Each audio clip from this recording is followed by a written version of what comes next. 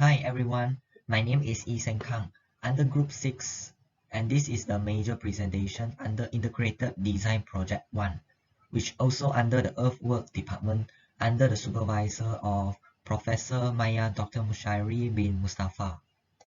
Generally, this is the table of content.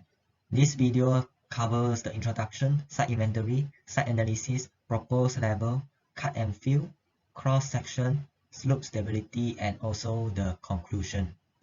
For the introduction part, basically, the earthwork is the process whereby the surface of the earth is excavated and transported and compacted. In general, there are four processes that involve in earthwork, which are the excavation, transportation, unloading, and also the compaction.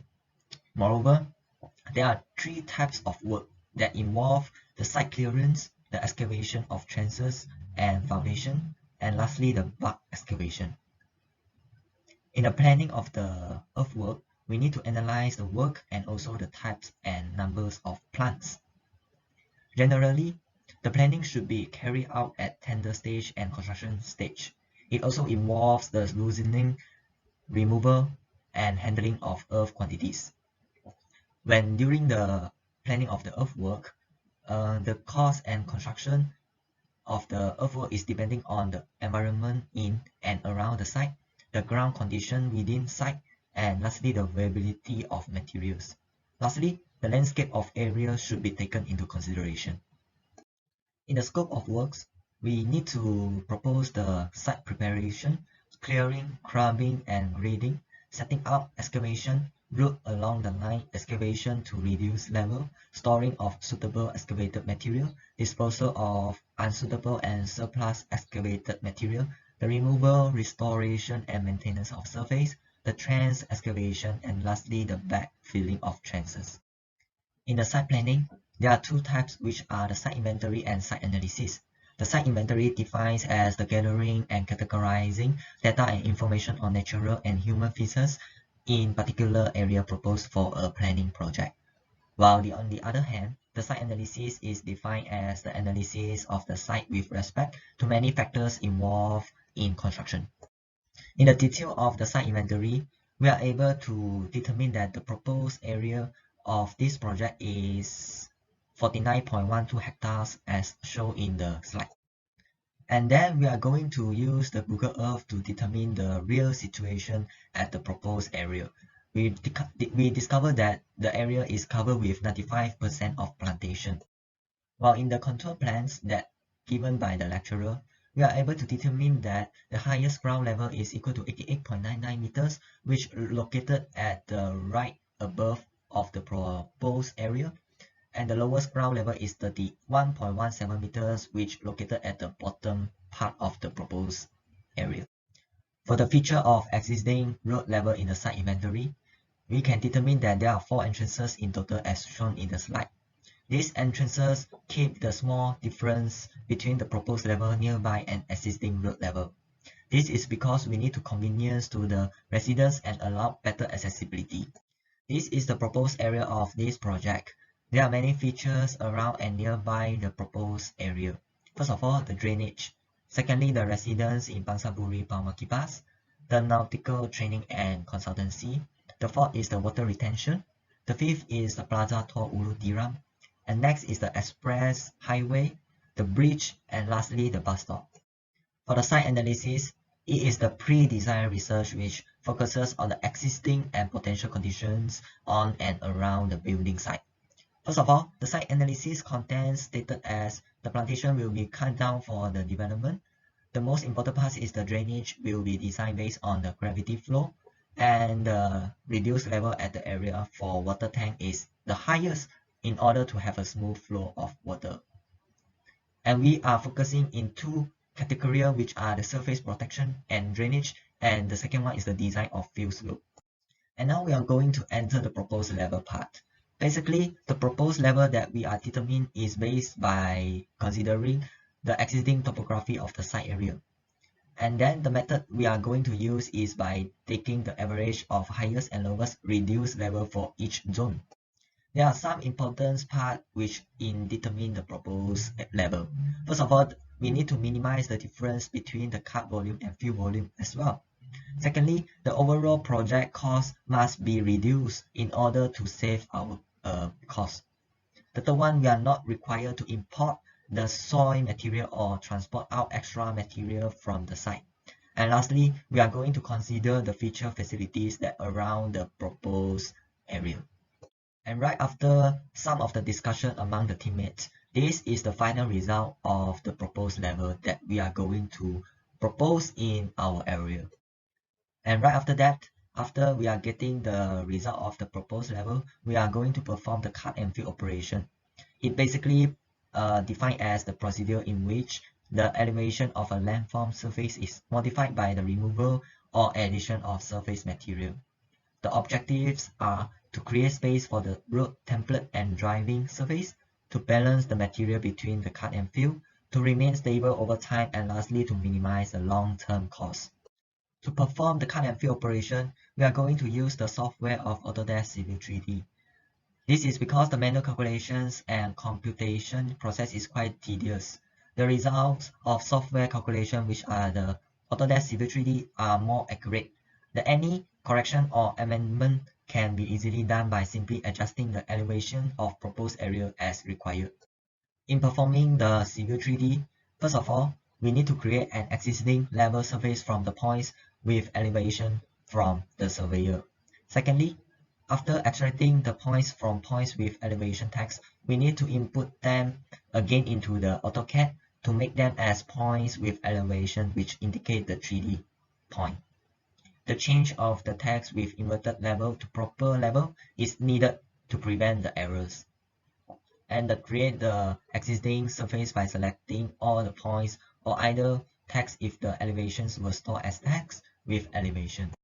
After the procedure, this is the result of existing surface in Object Viewer. And the second one is the contour of the existing surface. As you can see in the picture, the darker the color, the higher the elevation stated.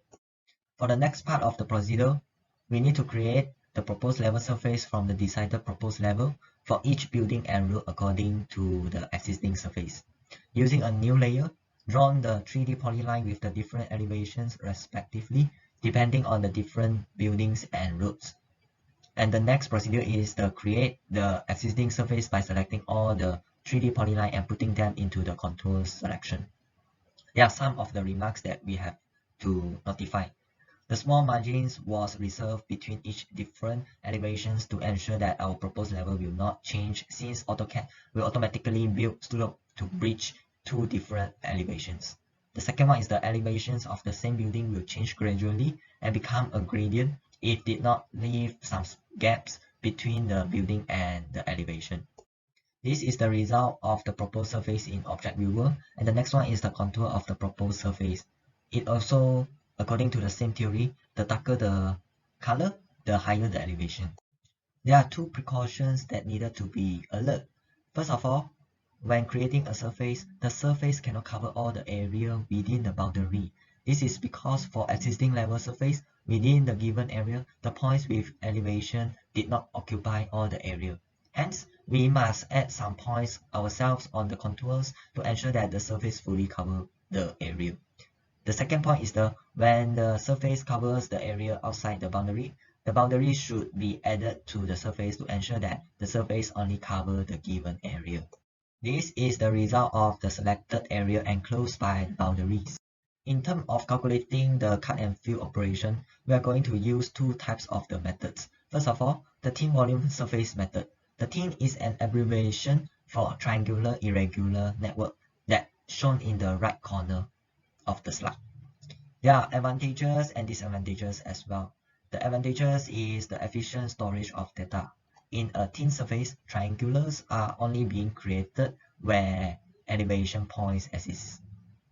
The second one is the different levels of detail depending on the surface required. It has the ability to describe the surface at various resolution levels. For the disadvantages part, it requires visual inspection and manual control of the network as well. And then we open the volume dashboard and create the thin volume surface. After selecting a base surface, which is the existing level surface, and comparison surface, which indicate the proposed level surface, to represent the area we want to analyze, we can get the result of the cut and fill. For the second method, it is the grid volume surface method. A grid surface is composed of elevations points on a regular grid. There are also advantages which indicate the smoothness and more natural appearance of the derived terrain surface, and easy to store and manipulate the data since all of them are in orderly arrangement. The disadvantages part involve the inefficient storage of data since all the surface information are limited based on the grid spacing. And lastly, it is not possible to use different grid sizes to reflect different complex relief areas. And then with the same procedure, we open the volume dashboard and create a grid volume surface. We create the 10 meter times 10 meter grid after selecting a base surface and also the comparison surface. And lastly, we can get the result of the cut and fill, which in the slide. This is the cut and fill report. From the table below, we can determine that the net cut in meter cube and also the percentage of net volume. For the T methods, we are able to obtain 3.48%, while for the grid method, we are able to obtain 1.32%. These two value is acceptable as it is less than 15% in general. Now we are going to enter the cross-sectional view part. This is the expected cross-sectional view that we are going to propose. In order to create long sectional view DD using Civil 3D, first of all, under the panel of Create Design, create the alignment by drawing fixed line between 2 points. By clicking on the alignment drawn, we can then create profile view under panel of Launchpad, and then we are going to click the profile views. Choose two surfaces, example, the existing surface and proposed surface, station range, profile, view height, and display style based on the needs. The fourth step is the cut and fill area hash can be performed by choosing the correct surface for upper and lower boundary. While for creating the cross-sectional view AA, BB, and CC using Civil 3D, it actually follows the same procedure as stated previously. This is the result of the long section view for the proposed area. While this is the cross-sectional view AA, and this is the cross-sectional view BB, and lastly, the cross-sectional view CC. We are going to enter the last part of this Earthwork Department, which is the slope stability. The slope stability is actually controlled by the nature, distribution, density, and strength of the materials that form the slope. It is overhead primarily by the ratio between the available shear strength and the acting shear stress, which stated as safety factor when integrated across a possible sliding surface.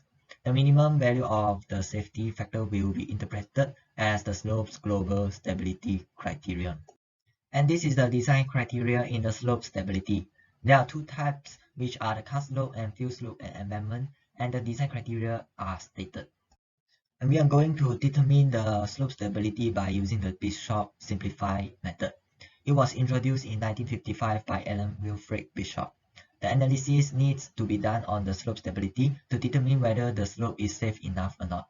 It actually uses the method of slice to discretize the soil mass and determine the factor of safety. It satisfies the vertical force equilibrium for each slice and overall moment equilibrium about the center of the circular trial surface. Based on the proposed level that we have determined, the difference between the highest and lowest proposed level is 10 meters.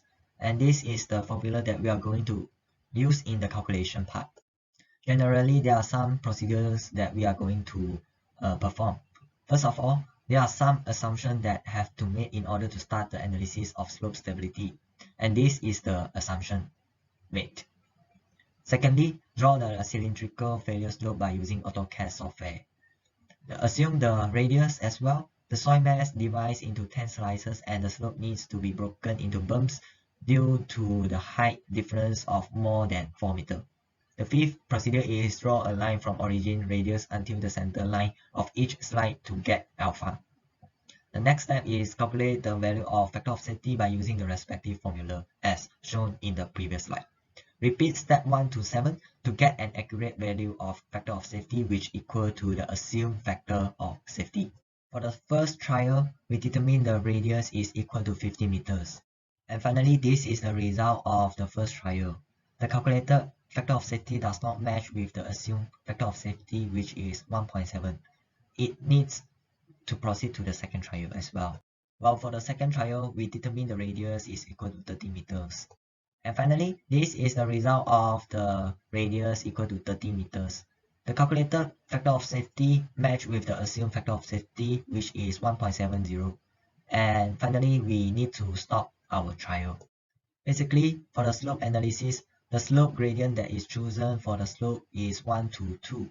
From the data that we have analyzed, we are able to obtain the factor of safety is 1.7, which is larger than the minimum factor of safety, which indicate the 1.30. Since the slope that we have chosen was the most critical slope than the other slope, thus we can conclude that the other slope can retain from failure based on the result of the most critical slope on the site. And this is the end of my major presentation in Earthwork Department. Thank you for watching.